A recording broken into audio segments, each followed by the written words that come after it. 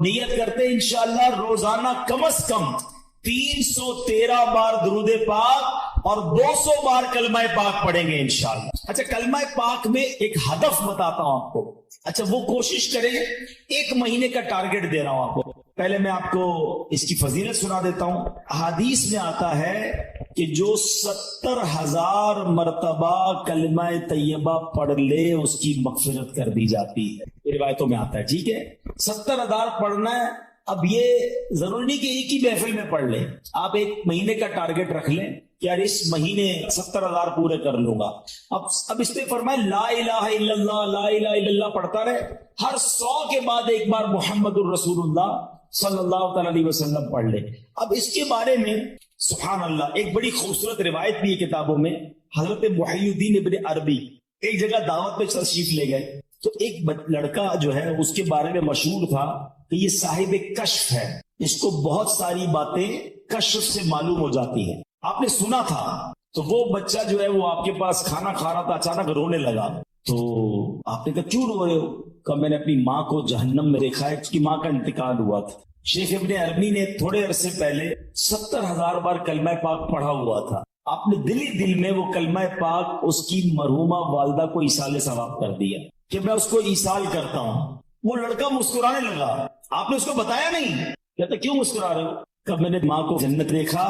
شیخ ابن عربی نے کہا کہ میں نے اس کے کشف سے حدیث پہچان لی اور حدیث کی برکت سے اس کے کشف کو پہچان لیا کہ یہ واقعی غیب کی باتیں دیکھ لیتا ہے، اور حدیث کتنی صحیح ہے یہ بھی مجھے اس واقعے سے پتا چل گیا۔ تو پتا چلا میرے پیارے اسلامی بھائیوں، 70,000 بار کلمہ پاک۔ میں نے تو جب سے یہ حدیث پڑھی ہے نیت کر لی ہے، کچھ شروع بھی کر دیا ہے، میرے لیے بھی دعا کریں، آپ بھی ٹارگٹ لے لو۔ فضول باتیں یار، موبائل پہ گھنٹوں گزارتے ہیں، واک کرتے ہوئے کلمہ پاک پڑھنا شروع کر دے، تسبیح ہاتھ میں لے، کتنی بار ہو جائے گا؟ لا الہ الا اللہ، لا الہ الا اللہ، لا الہ، 100 بار پورا ہو جائے، محمد الرسول اللہ صلی اللہ علیہ وسلم پڑھ لیں، انشاءاللہ یہ زبان کلمے کی عادی بھی ہو جائے گی۔ اچھا پھر ضروری تھوڑی ایک بار 70,000 پڑھیں، اللہ توفیق دے، کیونکہ جب آپ پڑھو گے نا 70,000 بار، یہ دل جگمگ کرنے لگ جائے، کلمے سے محبت ہو جائے گی اور پڑھنے کو جی چاہے گا۔ کبھی کہنا یار چلو امی کے نام پہ 70,000، کبھی کہنا ابو کے نام پہ 70,000۔ اتنے تحفے دیے امی ابو نے، اور خاص طور پہ جن کے ماں باپ چلے گئے ان کے لیے تو زیادہ اچھی نیت کریں گے۔ تو امی ابو کے نام پر جو ہے وہ ہم پڑھے، پھر اللہ پاک توفیق دے تو پیر صاحب کے نام پہ پڑھ لے، چلو ان کے ایصال ثواب کے لیے، غوث پاک کے ایصال ثواب کے لیے، تو انشاءاللہ بزرگوں کے ایصال ثواب کے لیے پڑھتے رہیں گے، کلمہ پاک کا ثواب تو ملے گا، بزرگوں کا فیضان بھی مل جائے گا انشاءاللہ۔ تو پڑھیں گے انشاءاللہ، چلو 3 بار مل کر پڑھ لیتے۔ لا الہ الا اللہ محمد الرسول اللہ، لا الہ الا اللہ محمد الرسول اللہ، لا الہ الا اللہ محمد الرسول اللہ۔ افضل ترین وظیفہ، جی ہاں آج اس پر بات کریں گے، اور وہ کتنا اہم ہے ہماری زندگی میں، ہمارے ایمان کے لیے، وہ بھی انشاءاللہ پتہ چل جائے گا۔ صحابی رسول حضرت شداد بن اوس رضی اللہ تعالیٰ فرماتے ہیں کہ ہم صحابہ کرام علیہ رضوان اللہ پاک کے آخری نبی رسول ہاشمی صلی اللہ تعالیٰ علیہ وسلم کی خدمت میں حاضر۔ آپ علیہ الصلوۃ والسلام نے ہم سے پوچھا حل فیکم غریب، کیا کوئی تم میں اجنبی تو نہیں بیٹھا؟ صحابہ کرام نے کہا نہیں حضور، ہم سارے مسلمان ہی ہیں اور کوئی غیر نہیں ہے۔ تو نبی پاک علیہ الصلوۃ والسلام نے فرمایا اچھا ایسا کرو، دروازے بند کر دو۔ صحابہ نے دروازے بند کر دی۔ اب آپ علیہ الصلوۃ والسلام نے فرمایا ارفعوا ایدیکم وقولوا لا الہ الا اللہ، ہاتھ اوپر اٹھا لو اور لا الہ الا اللہ پڑھنا شروع کر دو۔ حضرت شداد بن اوس کہتے ہیں ہم سب نے ہاتھ اوپر اٹھائے اور کلمہ پاک پڑھنا شروع کر دیا۔ کچھ دیر اسی طرح ہم ذکر کرتے رہے، نبی پاک ذکر کرواتے رہے، اور اس کے بعد مالک جنت قاسم نعمت صلی اللہ تعالی علیہ وسلم نے خوشخبری سناتے ہوئے فرمایا ابشروا فإن اللہ قد غفر لکم، تمہیں بشارت ہو کہ بے شک اللہ پاک نے تمہیں بخش دیا ہے۔ مزید آپ علیہ السلام نے یہ بھی فرمایا کہ الحمدللہ، اے اللہ پاک تو نے مجھے یہ پاکیزہ کلمہ دے کر بھیجا، اسے پڑھنے کا حکم دیا اور اس پر جنت کا وعدہ بھی فرمایا، بے شک تو اپنے وعدے کے خلاف نہیں کرتا۔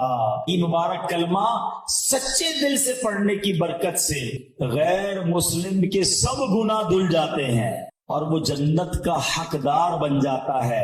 حلیت الاولیاء میں ہے، دو عالم کے مالک و مختار مکی مدنی سرکار صلی اللہ تعالی علیہ وسلم نے فرمایا، اللہ پاک ارشاد فرماتا ہے، بے شک میں ہی اللہ ہوں، میرے سوا کوئی عبادت کے لائق نہیں، بس اے لوگوں میری ہی عبادت کرو۔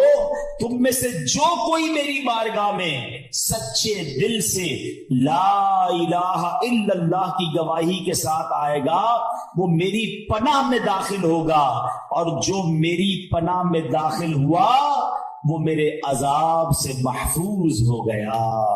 کیا بات ہے، سبحان اللہ۔ کلمہ طیبہ کے مختلف نام ہیں، یاد رکھیے گا، لا الہ الا اللہ محمد الرسول، مل کر پڑھ لیں، لا الہ الا اللہ محمد الرسول اللہ صلی اللہ تعالی علیہ وسلم۔ اس کے بہت سارے نام ہیں، اس کا ایک نام کلمہ توحید بھی ہے، کلمہ اخلاص بھی ہے، اسے کلمہ احسان بھی کہتے ہیں، اسے کلمۃ التقوی بھی کہتے ہیں۔ اس مبارک کلمے کا ایک نام کلمہ ثابتہ یعنی ثابت شدہ کلمہ، پکا کلمہ، نام مٹنے والا کلمہ، ہمیشہ رہنے والا کلمہ بھی ہے۔ سبحان اللہ، اتنے حدیث اور اتنے فضائل ہیں اس کے بارے میں۔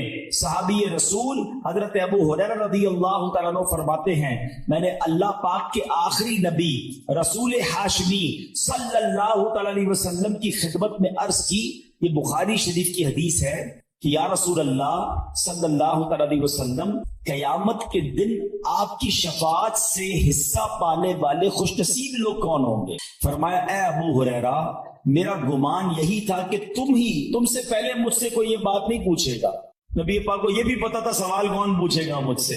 فرمایا کیونکہ میں حدیث سننے کے معاملے میں تمہاری حرص کو جانتا ہوں۔ پھر فرمایا، اے ابو ہریرہ، قیامت کے دن میری شفاعت پانے والا خوش نصیب وہ ہوگا جو سچے دل سے لا الہ الا اللہ کہے گا۔ ایک بار پھر پڑھ لیں، لا الہ الا اللہ محمد الرسول اللہ صلی اللہ تعالی علیہ وسلم۔ حضرت عثمان بن مالک رضی اللہ تعالیٰ سے روایت ہے، رسول رحمت شفیع امت صلی اللہ تعالی علیہ وسلم نے فرمایا، جو بندہ صرف اور صرف اللہ پاک کی رضا کی خاطر لا الہ الا اللہ کہے، بے شک اللہ پاک اس پر دوزخ حرام فرما دیتا۔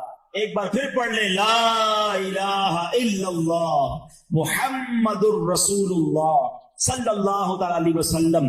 اللہ پاک کے آخری نبی رسول ہاشمی صلی اللہ تعالی علیہ وسلم نے فرمایا، من مات وہو یعلم انہ لا الہ الا اللہ دخل الجنہ، یعنی جو اس حال میں مرا کہ وہ جانتا ہے اللہ پاک کے سوا کوئی عبادت کے لائق نہیں تو وہ جنت میں داخل ہوگا۔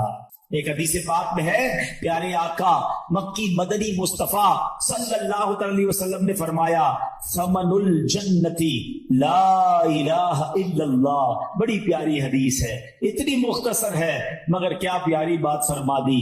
آپ کہیں جناب مجھے ڈیفنس میں بنگلہ چاہیے، آپ اگلا سوال ہوگا کتنے کا ہے، قیمت کیا ہے، پرائس کیا ہے، مجھے فلاں والا نیا موبائل چاہیے، ہاں مجھے بھی چاہیے، قیمت تو بتاؤ۔ اچھا جناب فلاں قسم کی گاڑی چاہیے، مگر یہ تو بتاؤ کتنے کی ہے، جیب میں پیسے ہوں گے تو لوں گا نا۔ اب اگر آپ سے کوئی کہے کہ جنت کی قیمت کیا، جنت کا ثمن کیا ہے، جنت کا داخلہ کیسے ملے گا، ہائے ہائے، نبی پاک نے ایک لائن میں جنت کی قیمت بیان فرما دی۔ آقا فرماتے ثمن الجنہ لا الہ الا اللہ، آقا فرماتے جنت کی قیمت لا الہ الا اللہ۔ फिर पढ़ लो ला इलाहा इल्लल्लाह मुहम्मदुर रसूलुल्लाह सल्लल्लाहु अलैहि वसल्लम। एक और रिवायत में है रसूल अकरम नूरे मुजस्सम सल्लल्लाहु ताला अलैहि वसल्लम ने फरमाया मफातीहुल जन्नती शहादतु ला इलाहा इल्लल्लाह, जन्नत की चाबियां ला इलाहा इल्लल्लाह की गवाही देना है। अल्लाह अकबर सुभान अल्लाह, ये है कलमा तैयबा, ये है सुभान अल्लाह कलमा तैयबा की बरकतें। सुभान अल्लाह। अब एक अजीब सा वाकया आपको सुनाता हूं, और वाकया है हजरत बायजीद बिस्तामी का। हजरत बायजीद बिस्तामी रहमतुल्लाहि तआला अलैह एक मर्तबा सफर में थे, आपको गैब से आवाज आई, ए बायजीद समआन नामी शहर में जाओ, वहां के गैर मुस्लिमों के साथ उनके ईद के इज्तिमा में शिरकत करो। बायजीद फरमाते हैं कि अल्लाह पाक की पनाह, मैं गैर मुस्लिमों के त्योहार में शिरकत करूं? आपने कहा कि नहीं, ये मेरे लिए पैगाम नहीं हो सकता। रात सोए, ख्वाब में फिर यही आवाज आई, बायजीद जाओ और गैर मुस्लिमों के फला त्योहार में ईद में शिरकत करो। फिर ये कहते मैं उठ गया, ख्वाब से कांपने लगा, सोच रहा था कि ये किसकी आवाज है, मुझे कौन पैगाम दे रहा है, कहीं शैतान की तरफ से तो नहीं। कह रहा मैं बेदार था तो जागते में आवाज आई, ऐ बायजीद डरने की जरूरत नहीं, तुम मेरे फर्मा बरदार हो, मगर गैर मुस्लिमों वाला लिबास पहनो, उनके इज्तिमा में जाओ, एक राज है इसमें। अब हजरत बायजीद अल्लाह के बरगुजीदा बंदों में से अब समझ गए कि ये शैतान की तरफ से आवाज नहीं है, ये रहमान की तरफ से पैगाम। आपने लिबास पहना और आप चले गए गैर मुस्लिमों के त्योहार। अब सारे बहुत बड़ा मैदान, बहुत बड़ा मेला, सब लोग अपने सबसे बड़े आलिम के इंतजार में बैठे हैं। कुछ देर बाद उनका आलिम आया, सब लोग बैठ गए, उसने तकरीर करनी थी, मगर जैसी वो आलिम तकरीर करने खड़ा हुआ ना, वो कप कपाने लगा, वो लरजने लगा, और वो कहता है कि लोगों ने कहा ऐ सरदार आप तकरीर शुरू कीजिए। तो कहता है कि तो हमारे इज्तिमा में एक मुहम्मदी बैठा, एक अल्लाह के आखिरी नबी का उम्मती बैठा है, और वो तुम्हारे दीन का इम्तिहान लेने आया हुआ है, इसलिए मेरी आवाज ही नहीं निकल रही है। फिर उसने बुलंद आवाज से कहा, ए मुहम्मदी, ए अल्लाह के आखिरी नबी के उम्मती, खड़े हो जाओ। हजरत बायजीद बिस्तामी खड़े हो गए। तो उस आलिम कहता मैं तुमसे कुछ सवाल करूंगा, तुमने जवाब दिया तो उसके बाद हम सारी बातें तुम्हारी मानेंगे, अगर तुम जवाब ना दे सके तो हम तुम्हें कत्ल कर देंगे। तो बायजीद बिस्तामी तो वलियों के सरदार थे, आपने कहा पूछो जो पूछना है। उस गैर मुस्लिम ने भरे मजमे में 61 सवाल किए, 61 क्वेश्चन किए हजरत बायजीद बिस्तामी से। हजरत बायजीद बिस्तामी ने सब के सब ठीक जवाब इरशाद फरमा दिए। हजरत बायजीद बिस्तामी ने उससे सवाल किया, तुमने कर लिए सवाल, अब मैं सवाल करता हूं, बताओ आसमानों और जन्नत की चाबी क्या है? तो जो गैर मुस्लिमों का आलिम था ना, वो कहता है आसमानों और जन्नत की चाबी कलमा तैयबा ला इलाहा इल्लल्लाह मुहम्मदुर रसूलुल्लाह है। अल्लाह पाक ने उसकी ज़बान पर हक जारी कर दिया। अब अपने इतने बड़े आलिम की आवाज सुनकर, उसका जवाब सुनकर, उस मैदान में हजारों गैर मुस्लिम थे, सबके सब कलमा पढ़कर मुसलमान हो। आयत है रसूल जीशान मक्की मदनी सुल्तान अलैहिस्सलातु वस्सलाम ने फरमाया, जिसने इखलास के साथ ला इलाहा इल्लल्लाह कहा वो जन्नत में दाखिल होगा। सहाबा किराम ने अर्ज़ की या रसूल अल्लाह सल्लल्लाहु अलैहि वसल्लम कलमा तैयबा का इखलास क्या है? फरमाया ये कि बंदा अल्लाह पाक की हराम करदा चीजों से बचता रहे। अब ऐसा नहीं सिर्फ ला इलाहा इल्लल्लाह पढ़ता रहे भाई जन्नत में चले जाएंगे। एक मर्तबा वहाब बिन मुनब्बा रहमतुल्लाहि तआला की खिदमत में अर्ज किया गया, क्या कलमा तैयबा जन्नत की चाबी नहीं है? फरमाया क्यों नहीं है, बिल्कुल है, लेकिन हर चाबी के दंदाने होते हैं ना, हैं? अगर तुम इन दंदानों के बगैर ताला खोलना चाहोगे तो ताला नहीं खुलेगा। सुभान अल्लाह, कितनी प्यारी मिसाल दे दी कि कलमा तैयबा जन्नत की चाबी है, मगर उसके दंदाने क्या है? नमाज है, रोजा है, हज है, ज़कात है, जो फराइज हैं वो उसके ताले की चाबी के दंदाने हैं। तो गोया कलमा भी पढ़ना है, नमाज भी पढ़नी है, रोजे भी रखने हैं, फर्ज हो जाए तो हज भी करना है। चलो हज के बारे में भी थोड़ी सी बात कर लूं। बड़ी तादाद में वो लोग हैं जिन पर हज फर्ज हो जाता है मगर वो हज नहीं करते। इसको आसान न समझना, जिस तरह नमाज फर्ज है, जिस तरह रोजा फर्ज है। आपको पता है इस्लाम के 5 पिलर बचपन से पढ़ रहे हैं, ہیں 5 ارکان اسلام اسکول میں تھے جب سے، مدرسے میں جب سے پڑھے، سب نے پڑھے ہوں گے۔ کون کون سے ہیں؟ نماز، روزہ، حج، زکوٰۃ اور توحید کا اقرار، کلمہ پاک پڑھنا۔ تو اب کلمہ تو پڑھ لیا، اچھا نماز کو اب بھی لوگ پکا فرض سمجھتے ہیں، بعض لوگ زکوٰۃ اور حج کو اتنی اہمیت نہیں دیتے، یہ بھی پلر ہے اسلام کا۔ اور حج نہ کرنا، اب میں جو حدیث سنانے جا رہا ہوں نا وہ بڑی ہلا دینے والی ہے۔ حدیث پاک کا مضمون ہے، نبی پاک فرماتے ہیں جو کوئی شخص استطاعت کے باوجود، یعنی طاقت رکھتا ہے، پیسے بھی ہیں، گھر والوں کو بھی نان نفقہ دے سکتا ہے، ایسی صحت بھی ہے کہ حج کر سکے، استطاعت کے باوجود حج نہ کرے، آقا فرماتے مجھے کوئی پرواہ نہیں وہ عیسائی ہو کر مرے یا یہودی ہو کر مرے، یعنی معاذ اللہ اس کے ایمان پر خاتمہ نہ ہونے کا خوف ہے۔ لوگ کہتے ہیں یار بس حج کرنا ہے تو وہ ذرا بچی کی شادی کر لوں پھر کر لوں گا، وہ ذرا کاروبار سیٹ کر لوں پھر کر لوں گا، آج کل بڑی گرمی ہے، حج ذرا ٹھنڈ میں آیا نا پھر کر لوں گا۔